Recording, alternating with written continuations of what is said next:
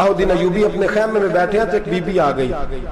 اس قبیلے کا کوئی شخص مسلمان نہیں ہوتا. بی بی آئی آگے کہنے لگی میرے 4 بیٹے جنگ میں کھو گئے, چھوٹے چھوٹے بچے جنگ میں کھو گئے, مل نہیں رہے. فوجیوں کو حکم دے مجھے میرے بچے تلاش کر کے دیں. صلاح الدین ایوبی نے جھٹ پٹ سر پہ امامہ باندھا, نیزہ پکڑا, سینے بند باندھا, اپنے جبے کو سمیٹا اور باہر کہنے لگی تو کدھر جا رہا ہے؟ کہنے لگا میں خود تیرے بچے تلاش کر کے دوں گا. صلاح الدین چند سپاہی ساتھ گلی گلی نکلے, گلی گلی فجر کے نکلے, اثر ہو گئی, تھک گئے. 2 نمازیں صحرا میں پڑھی. جنگل کے اندر پہنچے تو ایک کونے میں 4 بچے ایک جگہ ڈرے اور سہمے ہوئے بیٹھے ملے. صلاح الدین ایوبی اٹھا کے لائے, ماں کو کہنے لگے تیرے بچے ہیں. نکلا اس لیے تھا کہ میرے نبی نے فرمایا بچے جدا ہوں تو ماں کو درد بڑا ہوتا ہے, اور میرے رسول نے فرمایا تھا جب جنگ کرنے جاؤ تو کھیت برباد نہ کرنا, فصلیں تباہ نہ کرنا, بچوں کو ماں سے جدا نہ کرنا. فرمایا میں سوچ رہا تھا تیرے بچے کہیں میری وجہ سے جدا ہو گئے تو مصطفیٰ کو جواب کیا دینا. فرمایا تیرے بچے ڈھونڈ کے لایا ہوں. بچے ماں کے پاس آنے لگے تو ماں نے بڑے بیٹے کے منہ پہ تھپڑ مارا. کہتا ہے اماں کیا ہوا؟ کہنے لگے تو نے سنا نہیں کہ دشمن کے بچوں کی اتنی حفاظت کرتا ہے, میرے پاس نہ جا اس کے قدموں میں بیٹھ جا. جس نبی کے غلام اتنے سچے ہیں وہ نبی کتنا سچا ہوگا. بنو قریظہ اور بنو نذیر 2 محلے تھے یہودیوں کے. یہودیوں نے بڑی عہد شکنی کی تو نبی پاک صلی اللہ علیہ وسلم نے ان کو بے دخل کر دیا, مدینے سے نکال دیا, مدینہ منورہ سے. یہودی نکل گئے مدینہ طیبہ سے, تو جب وہ نکل کے جا رہے تھے تو ان کے مکان, ان کے باغ, ان کی جائیدادیں بچ گئیں. نبی پاک علیہ السلام نے انصار مدینہ کو پہلے بلایا. جاگ رہے ہیں نا آپ لوگ؟ پیسے آتے کسی کو برے لگتے ہیں. اب تو یہ بھی حلال حرام کی تمیز بھی اٹھتی جا رہی ہے. جائیداد, باغ, مال, علاقہ خالی ہوا ہے, وہ چلے گئے اور لوگ تو ڈھونڈتے پھرتے ہیں. اللہ خیر فرمائے, شاملہ ہر جگہ ملتی نہیں اب شہروں میں, وہ کس کس نے نام کرا لیا, کدھر گئی ہے کوئی خبر ہی نہیں, خالی جگہ پڑی ہے. میرے نبی پاک علیہ السلام نے پہلے انصار مدینہ کو بلایا. حضور نے فرمایا انصاریوں بہت بڑی جائیدادیں یہودیوں کی, بنو نذیر اور بنو قریظہ محلے خالی ہو گئے, میرا دل کرتا ہے وہ تمہیں دے دوں, اس لیے کہ تم نے اپنے مہاجر بھائیوں کے ساتھ بڑا تعاون کیا, جائیدادیں تم نے دے دی ہیں, مکانات دے دیے ہیں, بڑا کچھ تم نے دیا ہے, میرا دل کرتا ہے وہ تمہارے نام کر دوں. تو انصار مدینہ کیا کہنے لگے یا رسول اللہ دے تو ہم نے دیا ہے پر وہ بیچارے جھچکتے ہی رہتے ہیں, وہ جھچکتے ہی رہتے ہیں, کھول کے ہماری چیزیں استعمال نہیں کرتے. تو حضور ہم تو پہلے ہی انصار ہیں, ہمارے پاس بڑا کچھ ہے, آپ مہربانی فرمائیں وہ سارا کچھ مہاجروں کو دے دے, مہاجرین کو ہمیں نہیں چاہیے. اب چلے گئے بات کر کے, میرے حبیب پاک نے مہاجروں کو بلا لیا. فرمایا بنو نذیر اور بنو قریظہ قبیلے کی جائیدادیں آئی ہیں, تمہارے پاس بظاہر جو چیزیں ہیں بھی وہ بھی انصار مدینہ کی ہیں, تو میرا یہ خیال ہے کہ وہ سارا کچھ تمہیں دے دیا جائے. ابو بکر صدیق رضی اللہ تعالیٰ عنہ کہنے لگے یا رسول اللہ صلی اللہ علیہ وسلم ہمارے انصار بھائیوں نے ہمارے لیے دل تک کھول دیے ہیں, حضور انہوں نے ہر چیز بانٹ کے ہمارے سامنے رکھ دی ہے, ہم اتنے خرد غرض ہیں کہ سارا کچھ لپیٹ جائیں. کہ حضور ہمارے پاس جو مکان ہے وہ ہے, ہم کاروبار کر رہے ہیں, تجارتیں کر رہے ہیں, مزدوریاں کر رہے ہیں, ہم انشاءاللہ اور بنا دیں گے, آپ یہ ہماری طرف سے ہمارے انصار بھائیوں کو گفٹ کر دیں, آپ انہیں دے دیں. میرے حبیب کی آنکھوں میں آنسو آ گئے, میرے نبی پاک علیہ السلام رو پڑے. یا رسول اللہ آپ کیوں روتے ہیں؟ فرمایا تمہارا یہ بھائی چارہ قائم رہا تو اللہ اسلام کو بڑی قوتیں عطا فرمائے گا, اللہ طاقتیں دے گا اسلام کو. اگر تمہارا یہ رنگ قائم رہا, یہ انداز, میرے غلاموں تمہارے یہ طور طریقے, ایک بھائی کہتا ہے دوسرے کو, دوسرا کہتا ہے تیسرے کو.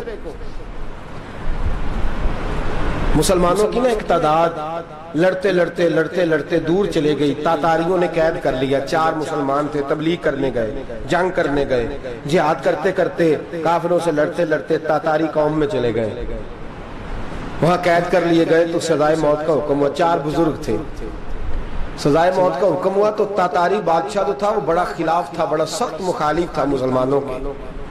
اس نے کہا کہ ان کو جب پھانسی دینا نا مسلمانوں کو تو میرے سامنے دینا. اب 4 عالم ہیں, 4 صوفی ہیں, سفید داڑیاں, سر پہ امامے. پھانسی کا وقت آیا تو جو پھانسی گھاٹ ہے وہ ایک ہے, چاروں کو کٹھے پھانسی نہیں ہو سکتی. ایک کو کہا کہ ایک ایک کر کے ان کو پھانسی دو. جب پھانسی کا وقت آیا نا تو جو سب سے پیچھے صوفی تھے وہ دوڑ کے آگے آئے, کہنے لگے بادشاہ پہلی باری میری لگا پہلی. اب بادشاہ نے کہا ٹھیک ہے اسے لٹکا دو. وہ قریب آئے تو دوسرے دوڑ آئے, کہنے لگے نہیں نہیں پہلی باری میں نے زیادہ کافر قتل کیے, میرا بڑا جرم ہے, مجھے پہلے سزا دو. ان کو پھانسی دینے لگے تو تیسرے آ گئے, کہنے لگے نہیں یہ تو میرا قتل کرتا تھا, رستے میں بتایا کرتا تھا, ڈھونڈ کے میں بتلاتا تھا کہ یہاں زیادہ تعداد ہے, مجھے پہلے پھانسی دو. تیسرے کے ساتھ بات ہو رہی تھی تو چوتھا دوڑا آیا, کہنے لگا یہ رستے بتاتا تھا, یہ تبلیغ کرتا تھا, یہ سارا کچھ کرتا تھا, لیکن کہا یہ کہتے تھے چلو واپس چلتے ہیں, میں جانے نہیں دیتا تھا. میں کہتا تھا اور کافر مارنے اور علاقے فتح کرنے, میرا جرم بڑا ہے, مجھے پہلے پھانسی دو. بادشاہ کہنے لگا مجھے 35 سال ہو گئے حکومت کرتے, بڑی دنیا کو پھانسی دی ہے, لوگ تو ایک دوسرے کو دھکے دیتے ہیں کہ پہلے تو جا پہلے تو جا, اور تم کیسی قوم ہو کہ ایک دوسرے پہ قربان ہو رہے ہو. کہنے لگا تم ایک باپ کی اولاد ہو. جاگ رہے ہیں آپ لوگ؟ تاتاری بادشاہ کافر بادشاہ اسلام کی مخالفت کر دیں, ایک باپ کی اولاد ہو کا نہیں, ایک قبیلے کے رہنے والے ہو کا نہیں, ایک ملک کے رہنے والے ہو نہیں. اس نے کہا رشتہ کیا ہے تمہارا, رشتہ کیا ہے؟ تو بول کے کہنے لگے خدا ایک ہے نبی ایک ہے, خدا ایک ہے اور نبی منفرد ایک ہے, اس قوم کی نقصان بھی ایک ہی سب کا نبی, اللہ بھی قرآن بھی ایک. کیا ہی اچھا تھا ہوتے اگر مسلمان بھی ایک, یوں تو سید بھی ہو مرزا بھی ہو افغان بھی ہو, تم سبھی کچھ ہو بتاؤ کہ مسلمان بھی ہو. فرمایا ہمارا اللہ ایک ہے نبی ایک ہے. تو کہا پھر ایک دوسرے پہ جان کیوں دیتے ہو؟ فرمایا ہمارے نبی نے ہمیں بھائی بھائی بنا دیا ہے, بھائی کا دل نہیں کرتا اس کی آنکھوں کے سامنے بھائی چلا جائے, ہمارا دل نہیں کرتا پہلے مجھے دے پہلے مجھے دے. بادشاہ کہنے لگا تمہارا جذبہ مجھے متاثر کر گیا, جاؤ میں تم چاروں کو آزاد کرتا ہوں, تمہیں آزاد کرتا ہوں. میرے دوستو یہ رنگ تھا, دیکھیں نا, یہ اس دھرتی نے نظام دیکھا نا, اس فلک نے پہلی بار دیکھا, اس زمین نے پہلی بار. اور میرے حضرت صاحب فرمایا کرتے تھے زمین تڑپ کے روئی, اس نے پہلی دفعہ دیکھا. احد کا میدان ہے, 3 صحابہ تپتی ہوئی زمین پہ زخموں سے چور چور پڑے ہیں. حضرت انس بن نضر رضی اللہ تعالیٰ عنہ پانی کا پیالہ لے کے پہنچے, ایک زخمی سے کہا تجھے پانی پلانا ہے, تو کہنے لگا میرے زخم تھوڑے ہیں, وہ جو ساتھ پڑا اس کے زخم گہرے ہیں, پہلے اسے پانی پلا دے, جا اسے دے دے. اس کے پاس پہنچے تو وہ کہنے لگا وہ مجھ سے پہلے گرا تھا, اس کا زخم زیادہ گہرا ہے, اسے پانی پلا. تیسرے کے پاس گئے تو کہنے لگا چوتھا تڑپ زیادہ رہا ہے, اس کی عمر زیادہ ہے, میں تو جوان ہوں برداشت کر لوں, بڑھاپے کی وجہ سے نڈال ہو گیا, پہلے اسے پانی پلا. چوتھا کہنے لگا 5ویں کے پاس جا, 5واں کہنے لگا 6ٹھے کے پاس جا. حضرت انس بن نضر کہتے میں رو پڑا, میں نے کہا محمد کے غلاموں, رسول نے تمہیں کیسا جذبہ دے دیا ہے, زبانیں پیاس سے باہر ہے لیکن تمہاری اخوت مرتے دم تک قائم ہے. کہتے میں 7ویں کے پاس گیا تو کہنے لگا اگر 6 قربانی دے سکتے ہیں تو مجھے خود غرض نہ سمجھ, میں نے نہیں پانی پینا, جا پہلے کے پاس لے جا. کہتے میں پہلے کے پاس آیا تو روح پرواز کر گئی, دوسرے کے پاس آیا تو روح پرواز کر گئی, میں 7ویں تک آیا تو انتقال کر گئے. کہتے ہیں پانی کا پیالہ میں نے اٹھایا اور میں نے زمین پہ رکھا تو میں نے کہا پانی گھما رہنا, محمد کے غلام مر تو جاتے ہیں پر ایک دوسرے کا خیال بڑا رکھا کرتے ہیں, گھما رہنا یہ مر جایا کرتے لیکن ایک دوسرے کا درد. میرے دوستو لٹا ہوا برما, روتے ہوئے مسلمان, سسکیاں اور آہیں لیتی ہوئی مائیں پوچھتی ہیں اے خاصا اے خاصان رسول, وقت دعا ہے, امت پہ تیری آ کے عجب وقت پڑا ہے. وہ دین جو بڑی شان سے نکلا تھا وطن سے, پردیس میں وہ دین آج غریب الغربا ہے. فریاد ہے اے کشتی امت کے نگہباں, بیڑا یہ تباہی کے قریب آن لگا ہے. اور کیا خوبصورت جملے کہے تھے کہ نبی پاک صلی اللہ علیہ وسلم نے, حضور نے فرمایا تھا میرا مومن ایک جان کی طرح ہوتا ہے, ایک جان کی طرح ہوتا ہے, ایک کو تکلیف ہو جسم کے ایک حصے کو سارا حصہ پریشان ہوتا ہے. فرمایا یہ ایک مکان کی طرح ہے, ایک اینٹ دوسری اینٹ کو مضبوط کرتی ہے. فرمایا یہ مضبوط لوگ ہیں, یہ مضبوط لوگ. حضرت عمر فاروق کا زمانہ ہے, ایک آدمی نے سیری بھیج دی, ایک گھر میں بطور تحفہ، قحط کا زمانہ تھا، گوشت ملتا نہیں تھا، جانور، ایک آدمی نے سری بھیج دی ایک آدمی کے گھر میں۔ اس نے کیا کیا؟ اس نے اپنی بیوی سے کہا ہماری تو خیر ہے، ساتھ والا پڑوسی زیادہ غریب ہے، ادھر نہ بھیج دے، یہاں گندم امیر شہر کی ہوتی رہی خراب، اور بچی کسی فقیر کی فاقوں سے مر گئی، کہا ساتھ والے پڑوسی کے گھر سے میں کئی دنوں سے بھوک کی آوازیں، وہاں بھیج دے۔ اس کے گھر گئی تو اس کی بیوی شوہر کو مشورہ دیتی ہے، کہتی ہے میرے بچے تو دلیر ہے، ساتھ والے کے چھوٹے ہیں، وہ گزارا نہیں، ادھر نہ بھیج دیں۔ ادھر گئی، ایک روایت ہے 7 گھر، ایک روایت ہے 21 گھر، 21 گھروں میں گھومتی ہوئی وہ شریف پھر پہلے کے گھر میں آ گئی، اور پہلا صحابی کہنے لگا صرف تو نے ہی محمد کا کلمہ نہیں پڑھا، باقی 20 نے بھی پڑھا ہوا ہے، صرف تو نے ہی رسول اللہ سے یہ درس نہیں لیا، باقیوں نے بھی لیا ہے، اور صرف تیرے اندر ہی جذبہ اظہار نہیں، تو ہی صرف مسلمانوں سے پیار نہیں کرتی، سارے ہی پیار کرتے ہیں۔ وہ شریف پھر آ گئی، اب کیا کرنا ہے؟ اب کیا کرنا ہے؟ تو امام نبوی نے لکھا ہے، وہ کہنے لگی کرنا کیا ہے؟ پکاؤں گی میں اور کھائیں گے 21 گھر، پھر بھی اکیلے نہیں کھائیں گے، پکاؤں گی میں اور کھائیں گے 21 گھروں کے مطابق شوربہ پکا، اور پھر برتن میں ڈال کے وہ بی بی ایک کے گھر کا دروازہ کھٹکھٹاتی ہے، کہتی ہے مصطفیٰ کے غلاموں نکلو باہر اور کھاؤ، اس لیے کہ جس نبی نے مجھے پیار کا حکم دیا اسی نے تمہیں بھی پیار کرنا سکھایا ہے، یہ رنگ چشم فلک نے سکھایا ہے۔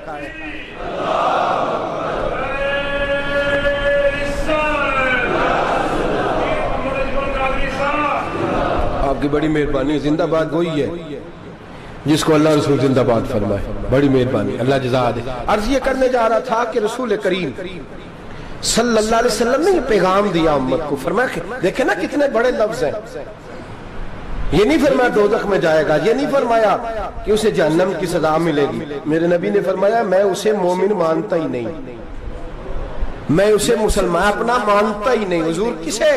فرمایا جو پیٹ بھر کے کھاتا ہے اور اس کا ہمسایہ بھوکا سو جاتا ہے، میں مومن ہی نہیں مانتا۔ سزا تو تب ملے گی نا کہ جب میں کسی سزا کا اعلان کروں، میں مانتا ہی نہیں، وہ میرا ہے ہی نہیں، خود پیٹ بھر کے کھا رہا ہے، ہمسایہ اس کا بھوکا، میں نہیں مانتا۔ انما المؤمنون اخوہ، مومن بھائی بھائی، میں مانتا ہی نہیں اسے۔ اور میرے حبیب پاک اتنے بڑے لفظ حدیث میں اور کہیں نہیں ملیں گے، آپ کو اتنے بڑے جملے کہیں نہیں ملیں گے۔ میرے نبی پاک نے فرمایا اللہ کہے گا قیامت کے دن، کون؟ اتنے بڑے لفظ حدیثوں میں ملتے نہیں جتنے یہ ہیں۔ حضور نے فرمایا رب فرمائے گا بندے سے کہ میں تیرے پڑوس میں بھوکا تھا، تو نے مجھے روٹی کیوں نہیں کھلائی؟ کون کہہ رہا ہے؟ اللہ کہہ، میں بھوکا تھا تو نے روٹی نہیں دی، میں ننگا تھا تو نے کپڑا نہیں دیا، میں پیاسا تھا تو نے پانی نہیں پلایا، میں بیمار تھا تو تیمارداری۔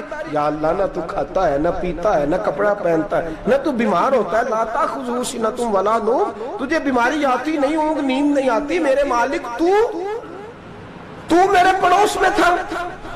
تو حضور فرماتے ہیں رب فرمائے گا وہ جو بندہ تیرے پڑوس میں بھوکا تھا تو بندہ تو میرا ہی تھا نا، وہ جو بندہ تیرے پڑوس میں ننگا تھا تو بندہ تو میرا ہی تھا نا، وہ جو تیرے پڑوس میں پیاسا تڑپتا رہا تو وہ میرا ہی بندہ تھا، تو دوائی لینے جائے تو بڑے اسپتال میں اور اس بیچارے کو 20 روپے پرچی کے بھی میسر نہ آئے تو میرا ہی بندہ تھا۔ میرے دوست خیال کر اور یاد رکھ، یہ جو ہمسائے ممالک میں ظلم ہوتے ہیں، زیادتیاں ہوتی ہیں، ہمارے گھر کا پنکھا اچھا چلتا ہے، ہم جلوس اس وقت نکالتے ہیں جب ہماری لائٹ بند ہوتی ہے، ہم جلوس اس وقت نکالتے ہیں جب ہمارا ایسا جو ہمیں تنگ کرتا ہے، ہم اس وقت درد محسوس کرتے ہیں جب ہمارے گھر تک آگ آ جاتی ہے۔ یہ جو باہر آگ جل رہی ہے یہ تیرے گھر بھی آ سکتی ہے، یہ جو باہر فساد ہو رہا ہے یہ تیرے دروازے تک آ سکتا ہے۔ میرے رسول پاک نے ایک جان، مسلمان کو ایک جان قرار دیا۔ مجھے بتائیے انگلی کو کٹ لگ جائے، مسلمان ایک جان ہے نا، انگلی کو لگ جائے کٹ، دماغ کہتا ہے میں نے نہیں سوچنا اس کے بارے میں نے اس کے درد کو محسوس ہی نہیں کرنا، انگلی کی درد ہے، انگلی جانے اس کا کام جانے، ایسے ہی ہوتا ہے نا۔ بولے پیروں سے کہتے ہیں، انگلی کہتی ہے چل ڈاکٹر کے پاس، پیر کہتے ہیں نہیں میں نے نہیں جانا، انگلی کا کام ہے انگلی جائے، ایسے ہی ہے نا۔ دل سے کہتے ہیں تو تڑپ تھوڑا سا، انگلی کو درد ہے، کہتے ہیں میں کو تڑپوں، انگلی کا ماما، انگلی جانے اس کا کام جانے۔ ٹیلی فون کرنا ہے ڈاکٹر صاحب کا پتہ کرنا ہے تو کان کہتے ہیں میں نے نہیں بات سننی ڈاکٹر صاحب کی، زبان کہتی ہے میں نے نہیں بولنا، انگلی جانے، ایسا ہوتا ہے۔ پیر احتجاج کر دے کہ میں نے ڈاکٹر کے پاس، میں کیوں چکر کھاتا پھروں ڈاکٹر کی دکان کی، انگلی کو درد ہے انگلی جانے، ایسا ہوتا ہے۔ بھئی میرے رسول پاک نے فرمایا مسلمان ایک جان ہے، تو درد برما کے مسلمانوں کو ہو رہا ہے تو پاکستانی کہہ رہے ہیں کوئی بات نہیں، وہ جانے ان کا کام جانے، ایک جان ہے نا، درد ہونا چاہیے، تکلیف ہونا چاہیے۔ پھٹے پہ باتیں ہوتی ہیں اس موضوع پہ، اسمبلی پہ گفتگو ہوئی ہے اس موضوع پہ، آپ کی صوبائی اسمبلیاں اس موضوع پہ بولی ہیں، آپ کے کونسل اس موضوع پہ بولے، ہم تو اپنی اپنی سیاستیں، اپنے اپنے تماشے، اپنے اپنے چکروں میں لگے ہوئے۔ وہ دریا کے اندر سسکتے مسلمان، بنگالی کہتے ہیں ہمارے نہیں، برمی کہتے ہیں ہمارے نہیں، پاکستانی کہتے ہیں ہمارے نہیں، ترکی کہتے ہیں وہ کس کے ہیں؟ وہ کس کے ہیں؟ وہ اللہ کے بندے ہیں، محمد عربی کے غلام ہیں صلی اللہ علیہ وسلم۔ لیکن میرے دوستو کیا ہمیں کیا غرض ہے، وہ جانے ان کا کام جانے۔ یہ جب تیرے پیروں تک آگ آئے گی پھر تجھے پتہ چلے گا یہ بڑی سخت آگ ہے۔ آج جس کافر نے برما پر عرصہ دراز تنگ کیا ہے، مسلمان تھوڑے تھوڑے مفاد لینے کی خاطر نا، بنو عباس اور بنو امیہ کی جنگ چل رہی تھی، بنو عباس جو تھے وہ غالب آ گئے، بنو امیہ جو تھے ان کی حکومت ختم ہو گئی، تو عیسائیوں نے بنو امیہ سے کہا کہ ہم تمہارے ساتھ تعاون کرتے ہیں، ہم تمہارے ساتھ تعاون کرتے ہیں اور بنو عباس پہ غلبہ پا کے تمہیں حکومت دلاتے ہیں۔ بنو امیہ بڑی جدوجہد کر رہے تھے بادشاہی کے لیے، لیکن انہوں نے کہا کہ ہم لڑ رہے ہیں، کوشش کر رہے ہیں، لیکن ہمیں کسی کافر کی مدد کی ضرورت نہیں، ہم جتنا مرضی لڑیں لیکن کافروں کے ہاتھوں بنو عباس کو مروانے کو ہم تیار نہیں ہیں۔ ہمیں خبردار، تمہارا آپس کا معاملہ ہے، ہم خود نمٹ لیں گے، تمہیں اجازت نہیں دیتے تم اندر کودو اور کود کر کے تم فسادات پیدا کرو اور مسلمانوں کے اندر تقسیم کرو۔ میرے دوستو مسلمان کو سوچنا چاہیے، سوچ بڑی رکھنی چاہیے، گھر کی جنگ سے نکل اب بہو ساس کے جھگڑے سے باہر آ جا، اب محلے کی سیاست چھوڑ کے باہر کا سوچ، اب اسلام کو تیری حاجت ہے۔ اب پوری دنیا جب مسلمان کو دیکھے نا، فیس بک یوز ہوتی ہے، اس پہ نوجوان جب اسلام کی بات کرنے لگے گا، اس پر جب بڑا اسلام کی بات کرنے لگے گا، پوری دنیا میں پیغام جائے گا کہ مسلمان اب جاگنے لگا ہے، مسلم خوابیدہ بیدار ہونے لگا ہے، اب اس کی آنکھیں کھلنے لگی ہیں، اب یہ اپنے مذہب کی بات کرتا ہے، اب یہ اپنے ملک سے، صوبے سے، برادری سے نکل کر بولتا ہے، اب یہ کہتا ہے کہ بازو تیرا توحید کی قوت سے قوی ہے، اسلام تیرا دیس ہے، تو مصطفی ہے، اب یہ بڑی سوچ رکھتا ہے، اب یہ عالمی بات کرتا ہے۔ میرے دوستو ہمارا تو حال یہ ہے، امام اعظم ابو حنیفہ کا فتویٰ ہے، آپ فرماتے ہیں جو مولوی عالمی حالات سے باخبر نہ ہو وہ جمعے کی تقریر نہ کرے، وہ مسلمانوں کی رہنمائی نہیں کر سکتا۔ عالمی حالات سے جو خبردار نہ ہو، تو جس کو چھٹی ہو جائے تو نے ختم نہیں پڑھا، دوڑ جا مسجد سے، تو ختم نہیں پڑھتا ہمارے، تجھے پتہ ہی نہیں دکان رہتا ہے، بھاگ جا، وہ عالمی حالات پہ بات کرے گا، کیونکہ بیچارے کو تو پتہ ہے میری سویرے چھٹی ہو جانی، سیاست کا لفظ چھیڑا نہیں تو میں گیا نہیں۔ یاد رکھے وہ جو بیداری ہے، وہ جو اعلیٰ ظرفی ہے، وہ جو بڑی سوچ ہے، وہ جو ملت کی سوچ ہے، وہ جو قومیت کی سوچ ہے، وہ جو آگے بڑھنے کا زاویہ ہے، وہ تو اندر، اقبال کہتا ہے گلا تو گھونٹ دیا اہل مدرسہ نے تیرا، گلا تو گھونٹ دیا اہل مدرسہ نے تیرا، تجھے تو مدرسے والوں نے پلیٹ پکڑا دیا ہے کہ جا سویرے لنگر کٹھا کر کے لا اور دوپہر کو روٹیاں مانگ کے لا اور دیکھ آج مرا کون ہے، ختم کس کا پڑھنا ہے، تو گلا تو گھونٹ دیا اہل مدرسہ نے تیرا، اب کہاں سے آئے گی صدا لا الہ الا اللہ، تو گھونٹ دیا تیرا گلا، تو کیسے بڑی بات کرے گا؟ بڑی بات کے لیے بڑی سوچ چاہیے، بڑی تگودو چاہیے، بڑی کوشش چاہیے، بڑا حوصلہ چاہیے۔ مسلمان چھوٹی چھوٹی لڑائی میں، چھوٹی چھوٹی جنگ میں، ایک دکاندار دوسرے دکاندار سے لڑ رہا ہے، گلی والا دوسری گلی والی سے لڑ رہا ہے، محلے والا محلوں پہ اعتراض، ایک شہر میں رہنے والے میں نے دوسرے محلے پہ اعتراض کرتے دیکھے۔ یقین کریں ایک شہر میں رہنے والے، علاقے میں بسنے والے کہتے ہیں بھائی توبہ ہے اس محلے تو اللہ ہی بچائے، لا حول ولا قوت۔ وہ جو تقسیم در تقسیم کی سوچ ہے، اس نے چھوٹے چھوٹے ٹکڑوں میں مسلمانوں کو بانٹ دیا ہے، چھوٹی چھوٹی تقسیم ہے، چھوٹا چھوٹا ہمارا مزاج ہے، چھوٹی سوچ ہے، بڑی سوچ کی بات سنیے۔ صلاح الدین ایوبی، جاگ رہے ہیں نا آپ لوگ؟ تو آخنا حضرت صاحب ایڈی وڈی گل چھیڑ چھڑی ہے، یہ مطلب ہی کون نہیں، کنے برما جانا ہے تو کنے مدد کرنی ہے، میں تو بھائی فریضہ سر انجام دے رہا ہوں۔ میرے نبی نے فرمایا برائی کو یا ہاتھ سے بدل، ہاتھ سے نہیں بدل سکتا تو زبان سے تو بولنا، تو میں معذور ہوں، کمزور آدمی ہوں، ہاتھ سے بدلنے کی طاقت نہیں رکھتا، تو دوسرے درجے پہ تو مجھے عمل کرنے دو نا۔ اثر کرے نہ کرے سن تو لے میری فریاد، نہیں ہے داد کا طالب یہ بندہ آزاد، رونے تو دو تڑپنے تو دو، آہیں تو بہانے دو، سسکیاں تو لینے دو، مار کھائیے تو تڑپنے تو دو۔ وہ قرآن پاک برما میں پابندی لگی ہے تو میں یہاں سوچنے لگا ہوں کہ وہاں تو پابندی لگی ہے، یہاں پہلے لوگ کوئی نہیں پڑھتی۔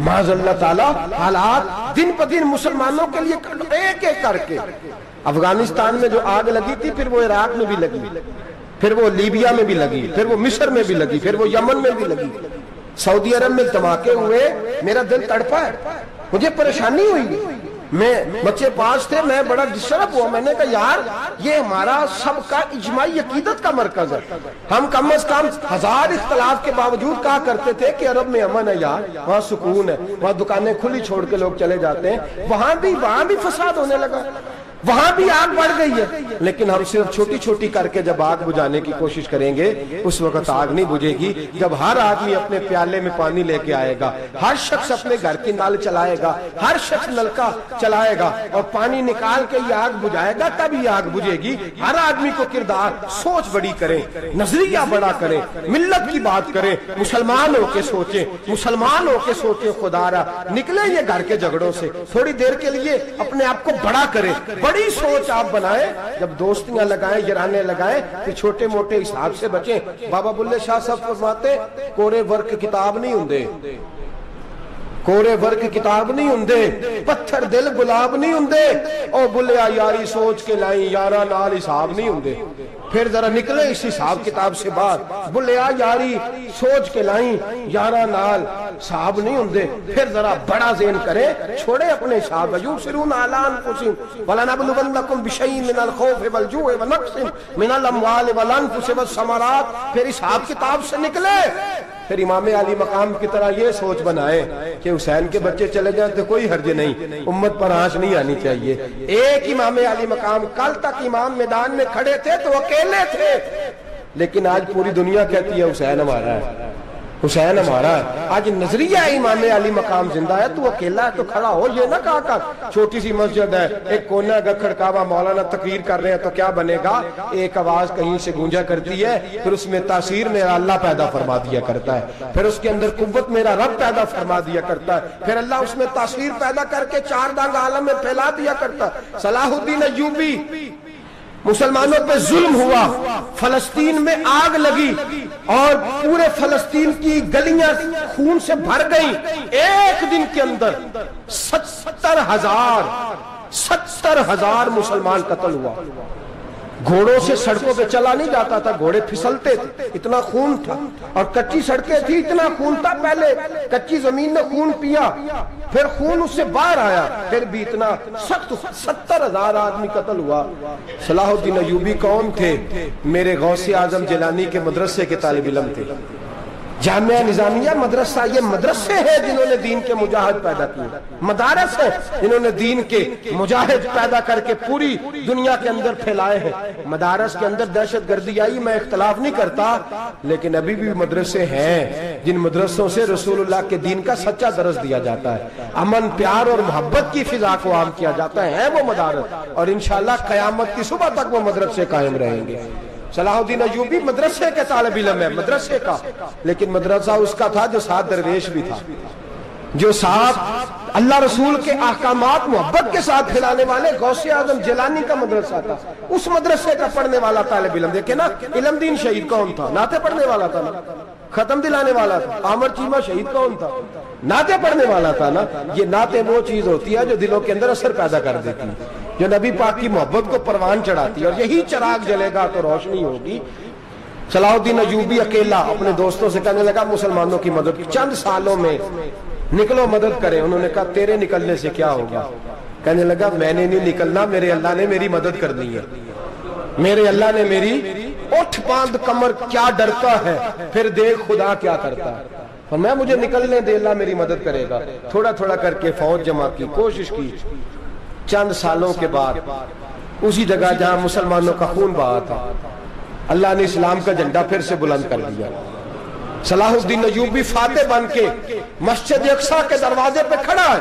चंद साल गुजरे, ईसाइयों का अपना वो जुल्म अभी याद है, और ईसाई सारे लीडर कहते हैं तैयारी कर लो, अब हमारे बच्चे काटे जाएंगे, औरतें बेवा होंगी, गर्दनें कटेंगी, अब देखना जितना खून हमने बहाया था मुसलमान उससे दुगना बहाएंगे। सलाहुद्दीन अय्यूबी घोड़े पे खड़े हैं और पूछते हैं, ओ ईसाइयों बताओ तुम्हारे साथ क्या करूं।